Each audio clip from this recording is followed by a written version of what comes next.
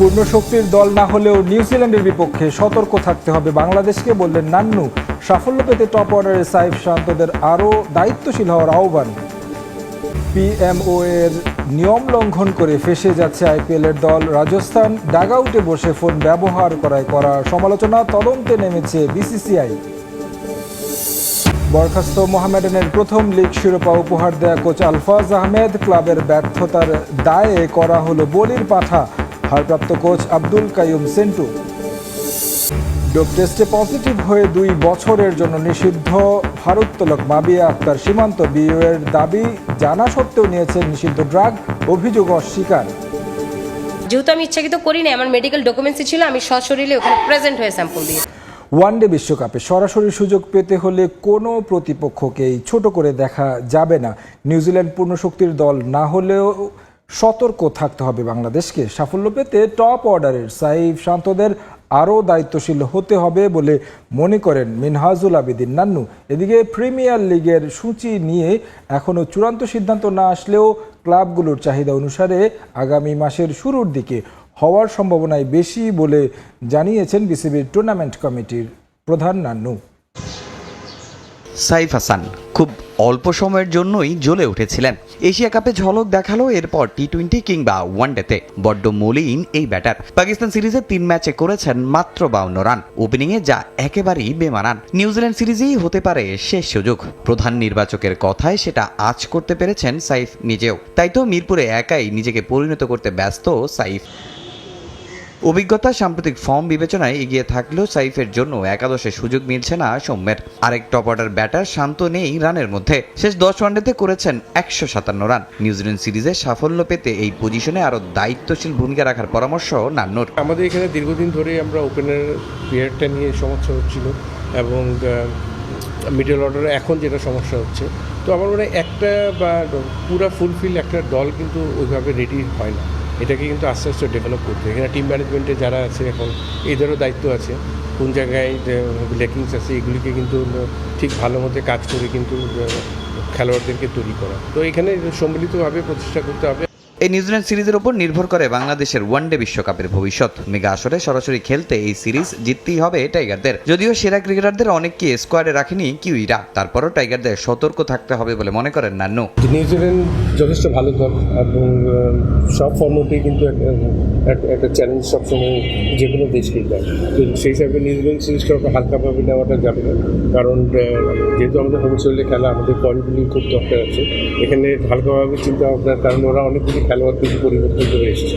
ওদের রেগুলার যে খেলোয়াড়রা আছে ওদেরকে অলমোস্ট বেশ কিছু পরিবর্তন করে এনেছে। এদিকে তাইকবাল বোর্ডে এসেই প্রিমিয়ার লিগ শুরু করতে ক্লাবগুলোর সঙ্গে ইতিবাচক বৈঠক করেছে, তবে এখনও সূচি চূড়ান্ত হয়নি। সুপার লিগ হওয়া না হওয়া নিয়ে আছে জটিলতা। দ্রুত সমাধানের আশ্বাস টুর্নামেন্ট কমিটির প্রধান মিনহাজুল আবেদিন নান্নুর।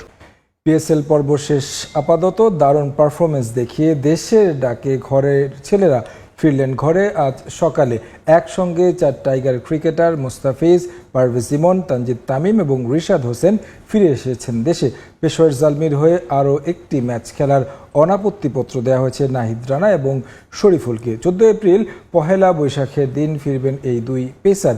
ইমন ছাড়া নিউজিল্যান্ডের বিপক্ষে ওয়ানডে সিরিজের দলে আছেন বাকি সবাই।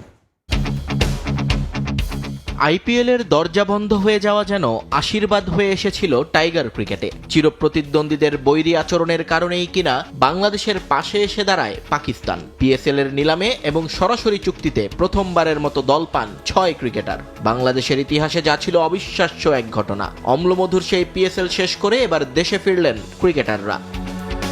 লাহোর কালান্দার্সের হয়ে দ্বিতীয়বারের মতো পাকিস্তান সুপার লিগে অংশ নেন মুস্তাফিজুর রহমান। 2018 সালে সময়টা ভালো না কাটলেও এবারের আসরে দুর্দান্ত পারফরমেন্স দেখিয়েছেন কাটার মাস্টার। 18 সালে যেখানে ছিল 5 ম্যাচে 4 উইকেট, সেখানে এবার সমান ম্যাচে উইকেট বেড়েছে 2টা। তবে শুধু উইকেট দিয়ে মুস্তাফিজের মাঠের আগ্রাসন কাউন্ট করলে ভুল করবেন। লাহোরের প্রাণ ভোমরা ছিলেন সাতক্ষীরা সাইনাইট। ম্যাচের পর ম্যাচ কিপ্টে বোলিং করে প্রতিপক্ষের ব্যাটারদের নাভিশ্বাস ছুটিয়েছেন তিনি। যদিও ওভারঅল ইকোনমি 7.17, কিন্তু তার বোলিংয়ের ভূয়সী প্রশংসা করেছেন কালান্দার্সের মালিক সামির রানা। একই টিমে ছিলেন পারভেজ হোসেন ইমন। 2 ম্যাচে 4 নম্বরে ব্যাট করতে নেমে একেবারেই সুবিধা করতে পারেননি এই হার্ড হিটার ব্যাটার। একদিন করেছেন 14 আর একদিন 12। পরে বৃষ্টির কারণে ছোট দৈর্ঘ্যের তৃতীয় ম্যাচে নিজের পছন্দের ব্যাটিং পজিশন ফিরে পান ইমন। ওপেনিংয়ে নেমে মুলতান সুলতানসের বোলারদের কচু কাটা করেন চট্টগ্রামের ছেলে। 19 বলে করেন 43 রান, হাঁকান 5টা ছক্কা। সেই ম্যাচেই ফিল্ডিংয়ের সময় কাঁধে চোট পান ইমন। পরে সুস্থ হতে 3 সপ্তাহ সময় লাগবে বলে জানানো হয় ফ্র্যাঞ্চাইজির পক্ষ থেকে। তাই 21 এপ্রিল পর্যন্ত এনওসি থাকলেও বাকিদের সঙ্গে ফিরে এসেছেন ইমন। এখন বিসিবিতে চলবে তার পুনর্বাসন। বিসিবির মেডিকেল টিমের পক্ষ থেকে জানানো হয়েছে নিউজিল্যান্ডের বিপক্ষে টি-20 সিরিজের আগেই সুস্থ হয়ে উঠবেন পারভেজ হোসেন ইমন। এদিকে আজ ইমনের বিকল্প হিসেবে চারিথা আসালাঙ্কার নাম ঘোষণা করেছে লাহোর কালান্দার্স। এবারের পিএসএলটা ভুলে যেতে চাইবেন রিশাদ হোসেন। বিগ ব্যাশ কাঁপিয়ে এবারের পিএসএল এ নতুন দল পেয়েছিলেন টাইগার লেগি, কিন্তু নামের প্রতি সুবিচার করতে পারেননি তিনি। লাহোর কালান্দার্সের হয়ে আগের পিএসএল এ 7 ম্যাচে 13 উইকেট নিয়েছিলেন রিশাদ। পরে ভারত পাকিস্তান যুদ্ধের কারণে মাঝপথে ফিরে আসেন তিনি। পরে আবার গেলেও আগের সেই ধারাবাহিকতা ছিল না রিশাদের। পিএমওএ এর নিয়ম লঙ্ঘন করে ফেঁসে যাচ্ছে IPL franchise Rajasthan Royals. Match চলাকালীন দলটির ম্যানেজারকে ডাগআউটে বসে ফোন ব্যবহার করতে দেখা গেছে জানিয়ে ক্ষোভ প্রকাশ করেছেন সাবেক আইপিএল সভাপতি। বিষয়টি নিয়ে মুখ খুলেছে ভারতীয় ক্রিকেটের নিয়ন্ত্রক সংস্থা। দেখে স্বাভাবিক মনে হলেও আইপিএল এর বহু ম্যাচের ফলাফলই কৌতূহলের জন্ম দিয়েছে সমর্থকদের মাঝে।